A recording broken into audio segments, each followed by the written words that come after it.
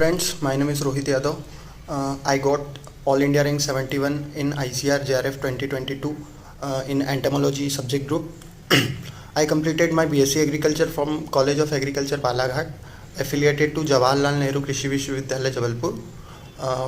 तो मैंने जो ICR JRF की तैयारी करी थी वो थर्ड ईयर के सेकंड सेमेस्टर से स्टार्ट करी थी और मैं आपको मेरी पूरी सारी जो स्ट्रेटजी रही है JRF एग्ज़ाम की प्रिपरेशन की वो आज आपको शेयर करने वाला हूँ. तो सबसे पहले मैं थैंक्स कहना चाहूँगा JRF एस्पायरेंट्स यूट्यूब चैनल को, जिन्होंने मेरे को ये अपॉर्चुनिटी दी कि मैं आपके साथ अपनी स्ट्रेटजी शेयर कर सकूँ. तो सबसे पहले हमें सिलेबस देखना चाहिए JRF का. जो एंटोमोलॉजी JRF का हमारा जो भी सिलेबस है उसे अच्छे से पढ़ना चाहिए. JRF का सिलेबस पढ़ने के बाद हमें 2 से 3 साल के जो प्रीवियस ईयर के क्वेश्चन पेपर्स हैं उनको अच्छे से पढ़ना चाहिए और एनालिसिस करना चाहिए उनका कि कहाँ से क्वेश्चंस आते हैं, किस डेप्थ तक क्वेश्चंस आते हैं, किस टॉपिक से. उस हिसाब से फिर हमें सीनियर्स से भी गाइडेंस लेनी चाहिए जो प्रिपरेशन कर चुके हैं.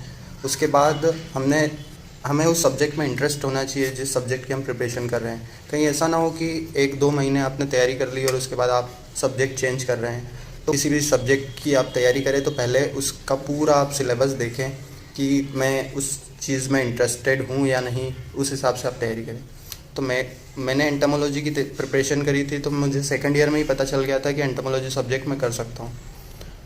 तो सबसे पहले जो आप सिलेबस देखेंगे तो आपको पता चलेगा कि जो इंसेक्ट की मॉर्फोलॉजी है, फिजियोलॉजी है, एंटोमोलॉजी की जो हिस्ट्री है और जो टेक्सोनॉमी है, उसके लिए आपको इंसेक्टा बुक जो है जो TNAU ऑथर्स के द्वारा लिखी हुई है, मतलब वो बुक को आपको इतने अच्छे से पढ़ना है. उसको पढ़ने के बाद आपको एक कॉन्फिडेंस आ जाएगा कि मैं एंटोमोलॉजी में अच्छा हूँ, या आपको बेसिक इंसेक्ट की पूरी नॉलेज हो जाएगी. उसके बाद जो सेकंड बुक है वो भी TNAU ऑथर्स, सेम ऑथर्स की बुक है, अप्लाइड एंटोमोलॉजी, जो MR श्रीनिवासन और इनके द्वारा लिखी गई है. तो वो बुक को आपको अच्छे से पढ़ना है. पूरा अप्लाइड पार्ट जो भी है एंटोमोलॉजी का वो आपका इसमें कवर हो जाएगा. फिर आता है थर्ड, जो इंसेक्ट पेस्ट क्रॉप को अटैक करते हैं उनके डैमेजिंग सिम्टम्स क्या होते हैं, उनका साइंटिफिक नेम क्या होता है, उनका ऑर्डर क्या होता है, फिर उनका फैमिली क्या है. तो इसके लिए आपको applied entomology by DS Reddy को अच्छे से पढ़ना चाहिए. जितने भी इसमें क्रॉप के पेस्ट हैं उनको अच्छे से पढ़ें, जो डैमेजिंग सिम्टम्स हैं उनको अच्छे से पढ़ें. उसके बाद इसमें एपिकल्चर, सेरिकल्चर, लैग कल्चर भी अच्छे से दिया हुआ है तो उसे भी आप पढ़ सकते हैं. इसके अलावा कुछ टर्मिनोलॉजीज़ IPM से रिलेटेड भी इसमें अच्छी हैं, जैसे सर्वे, सर्विलांस जो भी है उसे भी आप अच्छे से कर सकते हैं. ETL हो गया, EIL हो गया, डैमेजिंग बाउंड्री, तो ये सारी चीज़ें भी इसमें अच्छे से दी हुई है. इसके बाद जो बेनिफिशियल इंसेक्ट का पूरा जो पार्ट है वो DS रेड्डी में आपका कवर नहीं हो पाएगा, तो आप उसके लिए एलिमेंट्स ऑफ इकोनॉमिक एंटोमोलॉजी की जो बुक है जो वसंतराज डेविड के द्वारा लिखी हुई है, ये बुक को आप पढ़ सकते हैं. इसमें आपका कंप्लीट बेनिफिशियल इंसेक्ट ख़त्म हो जाएगा और बहुत अच्छी बुक है ये, इसे पढ़ना चाहिए बेनिफिशियल इंसेक्ट के लिए. उसके बाद सेकंड जो आती है ये आपका लगभग पूरा कोर्स ही ख़त्म कर देगी, ये 4 बुक्स जो मैंने बताई एंटोमोलॉजी के लिए. उसके बाद जो आती है एंटोमोलॉजी ट्रीटाइज बाय TV प्रसाद, 1 लाइनर इसमें सारे क्वेश्चंस हैं, तो वो पढ़ लेना आप. तो उससे भी आपका क्या होगा, एकदम कॉन्फिडेंस अच्छा हो जाएगा आपका एंटोमोलॉजी को लेकर के, क्योंकि सारी चीज़ें तो आपने पढ़ी हुई रहेगी, सिर्फ आपको 1 लाइन में आपको अपना टेस्ट देना है. तो इसमें भी जो चैप्टर्स हैं उनको अच्छे से आप कर लें. फिर 6th वन जो बुक है वो है एंटोमोलॉजी रिफ्रेशर. ये बुक लास्ट टाइम के लिए मैं सजेस्ट करूँगा, जैसे आपकी एग्ज़ाम को अगर 1 से 1.5 महीना 2 महीने बचे हुए हैं और आपने सिलेबस अच्छे से पढ़ रखा है, तो कुछ एक्स्ट्रा पॉइंट्स के लिए या फिर रिवीजन पर्पस के लिए आप एंटोमोलॉजी रिफ्रेशर, जो कि CPVG के द्वारा लिखी हुई है, तो आप उसको पढ़ सकते हैं. एंटोमोलॉजी में प्रैक्टिस के लिए आपको अगर ऑब्जेक्टिव बुक चाहिए तो ऑब्जेक्टिव बुक के लिए आप टेस्ट ऑब्जेक्टिव एंटोमोलॉजी बुक है जो TV प्रसाद की है, उसमें भी अच्छे क्वेश्चंस हैं. उसमें fill in the blanks, match the columns और MCQ सारे मिल जाएंगे, तो वो आप ले सकते हैं. इसके अलावा मैं एक और आपको बुक सजेस्ट करना चाहूँगा ऑब्जेक्टिव एंटोमोलॉजी के लिए. न्यू विशाल पब्लिकेशन की ऑब्जेक्टिव एंटोमोलॉजी की बुक है विनायका KS, ये वाली बुक. तो इस बुक में बहुत ही अच्छे तरीके से जो है मॉडल पेपर्स दिए गए हैं, और इनके जितने भी मॉडल पेपर्स हैं उनको आप सॉल्व करें। अगर आपने पढ़ रखा है चीज़ें तो सॉल्व आपसे हो जाएंगे, अगर जो क्वेश्चन नहीं हो रहा है तो उसको वैसा का वैसा आप याद कर लें।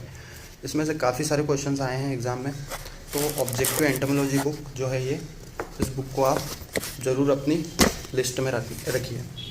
उसके बाद आता है नेमेटोलॉजी सब्जेक्ट। तो नेमेटोलॉजी सब्जेक्ट पे मैं आपको कहूँगा कि बहुत अच्छे से ध्यान देना है आपको, क्योंकि एंटोमोलॉजी सब्जेक्ट तो लगभग हर बच्चा ही अच्छे से करेगा, लेकिन अगर आपको अच्छी रैंक लानी है तो आपको नेमेटोलॉजी सब्जेक्ट पे भी अच्छे से ध्यान देना चाहिए। Textbook of introductory plant nematology, जो कि ICAR की बुक है, बजाज एंड वालिया। इस बुक को मैंने पढ़ा था नेमेटोलॉजी के लिए, लेकिन मैं इसका अच्छे से रिवीजन नहीं कर पाता, इसीलिए शायद मेरी जो रैंक है वो उतनी अच्छी नहीं आ पाई जो मैंने सोचा था। लेकिन फिर भी अगर आपको नेमेटोलॉजी पढ़ना है तो अच्छे से करें। इसके अलावा भी एक बुक है नेमेटोलॉजी एट ए ग्लांस, उसे भी आप पढ़ें। नेमेटोलॉजी को आपको बहुत अच्छे से पढ़ना है। उसके बाद आता है जनरल एग्रीकल्चर। जनरल एग्रीकल्चर के लिए सारे जितने भी जनरल एग्रीकल्चर के चैप्टर्स हैं उसमें आपको एनिमल हस्बेंड्री पढ़ने की ज़रूरत नहीं है, लेकिन आप जो जो चैप्टर्स हैं जैसे कि प्लांट पैथोलॉजी हो गया, उसके बाद agronomy, soil science, horticulture, plant breeding and genetics and statics, agriculture statics जो है उसको आपको अच्छे से करना है। 1 से 2 क्वेश्चन आते ही हैं। प्लांट पैथोलॉजी के भी अच्छे क्वेश्चन आते हैं, जेनेटिक्स ब्रीडिंग के भी 1-2 क्वेश्चन हमेशा आते हैं। तो जनरल एग्रीकल्चर के लिए जो मेन एक्सटेंशन इकोनॉमिक्स स्कीम भी कोई ना कोई सी मतलब स्कीम आती है एक, तो आपको एक्सटेंशन में सिर्फ स्कीम्स जितनी भी है वो सारी स्कीम्स आपको याद होनी चाहिए। इकोनॉमिक्स से भी क्वेश्चन आ जाते हैं। तो ये जो चैप्टर्स हैं जनरल एग्रीकल्चर में वो आप अच्छे से करें। उसके लिए जो बुक है वो निमरा सुंडा बुक है, जो अरुण कात्यायन की वॉल्यूम 1 और वॉल्यूम 2 है, वो बुक भी बहुत अच्छी है। फिर ऑब्जेक्टिव के लिए SR कांतवा जो बुक है, SR कांतवा, वो बुक ऑब्जेक्टिव के लिए आप रख सकते हैं। और अगर आप चाहें, अगर एग्रीकल्चर और अच्छे से आपकी स्टेट की भी आप एग्ज़ाम दे रहे हैं तो फिर आपको ये बुक भी पढ़नी चाहिए, एग्रीकल्चर एट ए ग्लांस, जो RK शर्मा द्वारा लिखी हुई है। तो इस बुक को मैं जनरल एग्रीकल्चर के लिए आपको प्रेफर करूँगा। इसके अलावा आपको JRF के लिए हमेशा सेल्फ मोटिवेटेड रहना होगा, क्योंकि बहुत सारा ऐसा होता है कि वैकेंसीज आती हैं, अदर एग्ज़ाम्स भी होते हैं, तो आपको उन चीज़ों पे कम से कम ध्यान देना है। आप अगर JRF की प्रिपरेशन कर रहे हैं तो आपको सिर्फ JRF की प्रिपरेशन पर ही ध्यान देना होगा, क्योंकि इसमें बहुत कम सीटें होती हैं और कंपटीशन ऑल इंडिया का है। बहुत कम सीटें आपकी कैटेगरी वाइज होगी, जनरल की बहुत ज़्यादा सीटें होंगी इसमें। जैसे कि इस बार भी एंटोमोलॉजी में 100 जनरल की सीटें थी, बाकी 10 सीटें OBC की थी।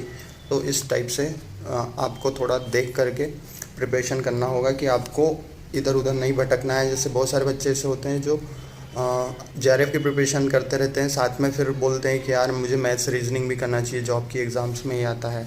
उसके बाद मुझे BHU का भी प्रिपरेशन करना चाहिए। अगर आप BHU का प्रिपरेशन करेंगे तो BHU के लिए आपको फिर जनरल एग्रीकल्चर पर ज़्यादा फोकस करना पड़ेगा।